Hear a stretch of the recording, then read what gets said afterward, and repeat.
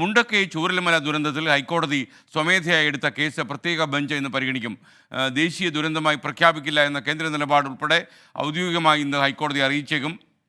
ഇൻഷുറൻസുമായി ബന്ധപ്പെട്ട് ഇതുവരെ സ്വീകരിച്ച നടപടികൾ സംസ്ഥാന സർക്കാരും കോടതിയെ അറിയിക്കും. വിശദാംശങ്ങളുമായി ചൂരൽമലയിൽ നിന്ന് സുർജിത്ത് അയ്യപ്പത്ത് തത്സമയം ചേരുന്നു. Surjit, good morning. ഷോക്കിംഗ് ആയിട്ടുള്ള റെവല്യൂഷനാണ് ഇന്നലെ കേന്ദ്ര സർക്കാരിൽ നിന്ന് വന്നത്. യഥാർത്ഥത്തിൽ മുണ്ടക്കൈ ചൂരൽമല ഭാഗങ്ങളിൽ അത് വലിയ പ്രതിഷേധം ഉണ്ടാക്കുമെന്ന കാര്യത്തിൽ സംശയമില്ല. വിവരങ്ങൾ?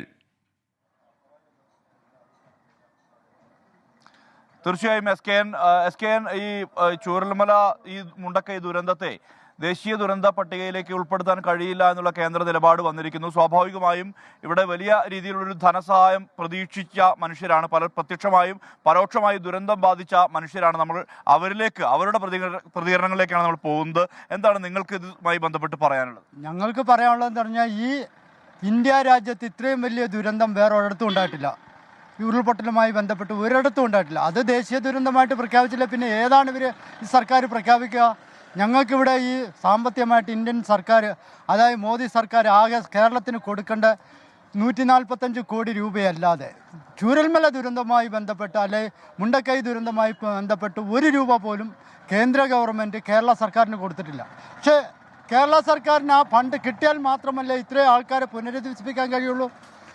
നമ്മുടെ കയ്യിൽ കുറച്ച് ഫണ്ടുണ്ടെന്ന് പറഞ്ഞുകൊണ്ട് നിങ്ങൾ മറ്റുള്ള സംസ്ഥാനങ്ങൾക്ക് കൊടുക്കുകയും നമ്മുടെ സംസ്ഥാനത്തിന്, അതായത് കേരളത്തിന് കൊടുക്കാതിരിക്കുകയും ചെയ്യുന്നത് തെറ്റായ ഒരു നയമാണ് കേന്ദ്ര ഗവൺമെൻറ്റിൻ്റെ. അന്ന് പ്രധാനമന്ത്രി ഇവിടേക്ക് വരികയും ചിത്രങ്ങൾ എടുക്കുകയും ഒരുപാട് അതൊക്കെ നടന്നിരുന്നതാണ്. പക്ഷേ അതിനുശേഷം ഒരു കൃത്യമായൊരു സഹായത്തിലേക്ക് എത്തില്ല എന്നുള്ളത് തന്നെയാണ് നമുക്ക് പറയാനുള്ളത്. അതെ, പ്രധാനമന്ത്രി ഇവിടെ വന്ന് കുട്ടീനെയൊക്കെ കളിപ്പിച്ച് പോയി എന്നല്ലാതെ ഈ പ്രദേശത്ത് വന്ന ഒരു പ്രശ്നമായിട്ടാണ് നമുക്ക് മനസ്സിലാക്കാൻ കഴിയുന്നത്.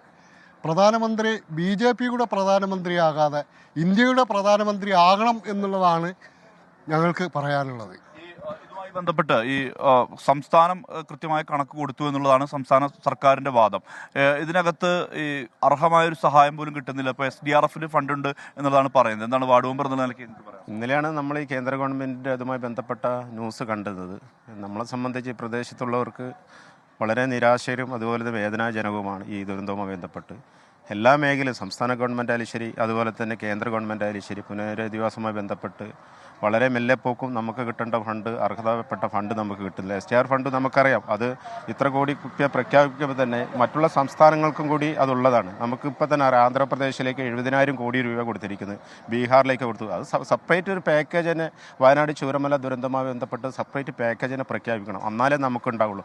നമുക്ക് SDR ഫണ്ട് നിങ്ങൾ പറയുമ്പോൾ തന്നെ നമുക്കറിയാം, ഒരു വീടിന് 1 ലക്ഷം രൂപ വരുന്നത്. അതുപോലെ തന്നെ റോഡ് വരുന്ന സമയത്ത് 1 കിലോമീറ്റർ 70,000 രൂപ വെച്ച് എന്തെങ്കിലും നമുക്ക് ചെയ്യാൻ കഴിയും? ഒന്നും ചെയ്യാൻ കഴിയില്ല എന്നുള്ളതാണോ? ഇത് കൃത്യമായിട്ട് പറഞ്ഞാൽ ഇപ്പോൾ 300 ചില കോടി രൂപയാണ് സ്റ്റേറ്റ് ഗവൺമെൻറ്റിന് കൊടുത്തിട്ടുള്ളത്. അത് വെച്ച് ഒരു കാരണവശാലും ഇവിടെ ഒന്നും ചെയ്യാൻ പറ്റില്ല. സത്യത്തിൽ ഞങ്ങളൊക്കെ നല്ലൊരു പ്രതീക്ഷയോട് കൂടിയാണ് ഇരുന്നത്, കേന്ദ്രത്തിൻ്റെ നല്ലൊരു സഹായം കിട്ടുമെന്ന് പറഞ്ഞിട്ട്. ഇവിടെ പ്രധാനമന്ത്രി വന്ന് പോയതിന് ശേഷം പറഞ്ഞത്, നിങ്ങളൊരു മെമ്മറാണ്ടം കൊടുത്തു കഴിഞ്ഞാൽ കൃത്യമായിട്ട് എന്താ വേണ്ടതെന്ന് വെച്ചാൽ ഞങ്ങൾക്ക് ചെയ്യാമെന്ന് പറഞ്ഞു. ഇപ്പോൾ 106ാമത്തെ ദിവസമാണ് ഇന്നത്തേക്ക്. പക്ഷേ ഇന്ന് വരെയായിട്ട് 1 രൂപ പോലും സെൻട്രൽ ഗവൺമെൻറ്റിൻ്റെ ഭാഗത്തുനിന്ന് ഒരു ഇതും ഉണ്ടായിട്ടില്ല. ഇനി ഞങ്ങളെയൊക്കെ പ്രതീക്ഷ എന്ന് പറഞ്ഞാൽ ഇനി വരുന്ന MP ഞങ്ങൾക്ക് വേണ്ടിയിട്ട് ഈ ചൂരൽമലയ്ക്കും ഈ മുണ്ടക്കൈക്കും ആളുകളുടെ ശബ്ദം ഉയർത്തുന്നതാണ് എൻ്റെ ഇതിൽ പറയാനുള്ളത്. പല ആളുകളും ഇന്നും വളരെ വിഷമത്തോടുകൂടി കഴിയുന്ന ആളുകളാണ് പൂർണ്ണമായിട്ടും. ഇന്നും ഒരു പ്രതീക്ഷയല്ല. ഇപ്പോൾ എസ്റ്റേറ്റ് എടുക്കുമെന്ന് പറഞ്ഞാൽ എസ്റ്റേറ്റിൻ്റെ തന്നെ ഇപ്പോൾ പെൻഡിങ് ഇരിക്കുകയാണ്. ഈ ഇങ്ങനെയുള്ള അവസരത്തിൽ ജനങ്ങൾ വലിയൊരു വിഷമത്തിലാണ് ഇരിക്കുന്നത്. എന്തായാലും നിരാശയുണ്ട് ഇവിടുത്തെ മനുഷ്യർക്ക്.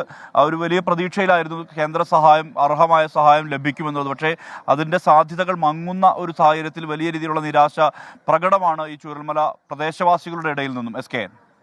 Okay, thank you. എന്തായാലും വളരെ നിരാശാജനകമായ കാര്യമാണ് ഉണ്ടായിരിക്കുന്നത്. മുണ്ടക്കൈ ചൂരൽമല ഭാഗങ്ങളിലൊക്കെ ഒരിക്കലെങ്കിലും പോയിട്ടുള്ള ആളുകൾക്കറിയാം അവിടുത്തെ മനുഷ്യരനുഭവിച്ച ദുരന്തം എന്താണ്. 2-3 ഗ്രാമങ്ങളിൽ മാത്രമാണ് ഈ ദുരന്തം പെയ്തിറങ്ങിയതെങ്കിൽ പോലും 600-ലധികം ആളുകൾ മരിച്ച ഒരു ദുരന്തമാണ് ഇത്. ദേശീയ ദുരന്തമുണ്ടാക്കാൻ മാനദണ്ഡങ്ങൾ എന്തെങ്കിലും വിലങ്ങുതടിയായി നിൽക്കുന്നെങ്കിൽ ദുരിതാശ്വാസം എത്തിക്കുന്നതിന് ആ വിലങ്ങുതടി ബാധകമാകില്ലല്ലോ.